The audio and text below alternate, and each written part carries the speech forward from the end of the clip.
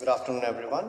I'm Shashank, and what I was supposed to discuss has, well, some parts of it, non-legal aspects of my subject, has already been discussed at length by the previous speakers, by the high dignitaries.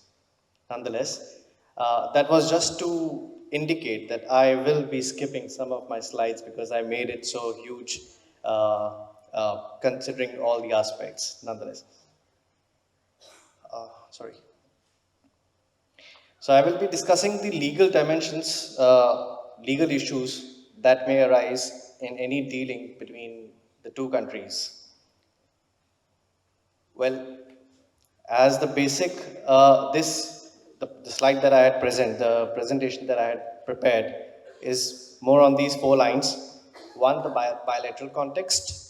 I think I can skip this entire issue because we have discussed right from the first session where high dignitaries introduced themselves and introduced India to Belarus, where they expressed that India is now opening up its avenues to Belarus, how India is easing down its foreign investment regulations, how India is easing down its norms to open up to Belarus, how India has a very good relation with Belarus.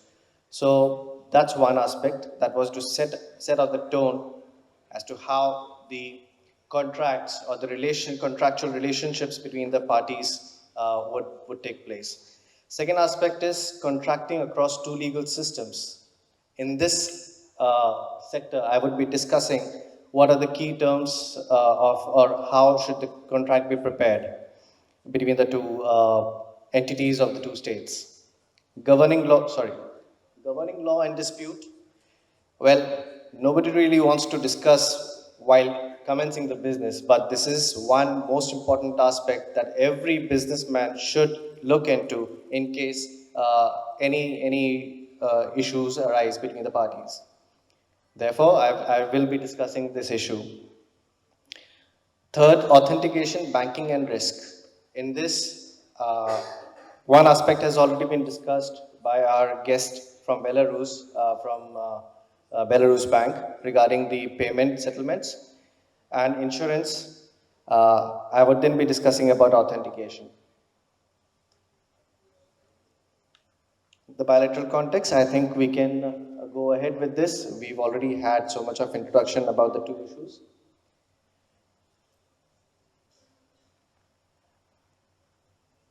This is where I want to discuss because this is something that has not really been discussed. We've discussed how the relations between the two countries have been and are developing. This is why I want to discuss. Sorry, why I want to discuss is while deciding on what kind of sector do we need to get in. I mean, while entering into Belarus, every businessman needs to understand what it is entering into, what sector, what kind of structure it should adopt. So the most common structures in establishing the relationships between the two businessmen from the two states. One, direct exports and imports, like we simply sell the products. Second, distribution and agency arrangements, where we can be the direct supplier and we can appoint one agent there. Third, licensing and technology transfer agreements. Belarus is coming up brilliantly on the technology aspects of of the business, and India is looking for investments into the technological sector.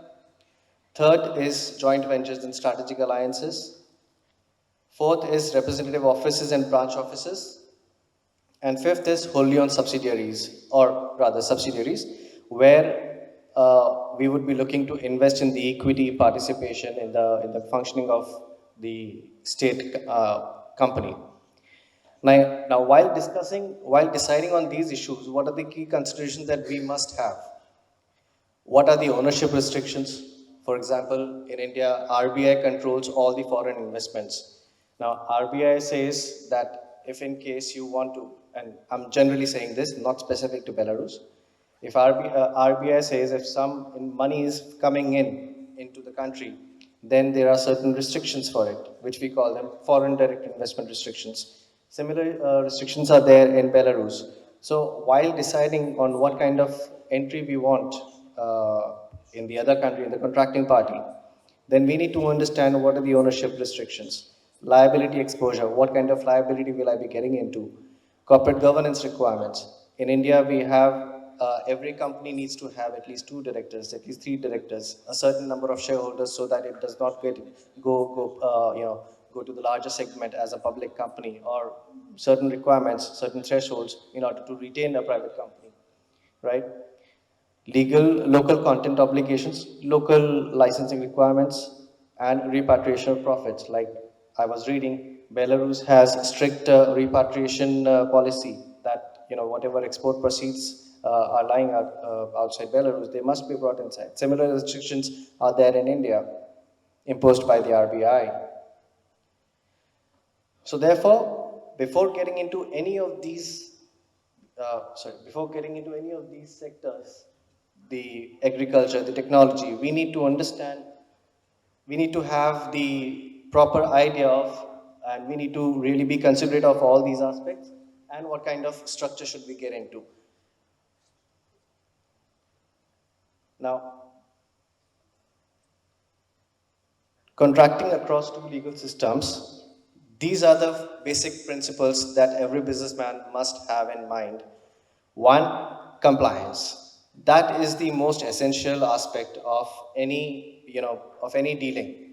Compliance with the applicable laws of both the states, Belarus and India. That should be the prime consideration. Identify the payment route, well, that has been discussed summarily by our guest from Belarus Bank. And prioritize proven sector. Well, of course, it depends upon what kind of sector are we getting into.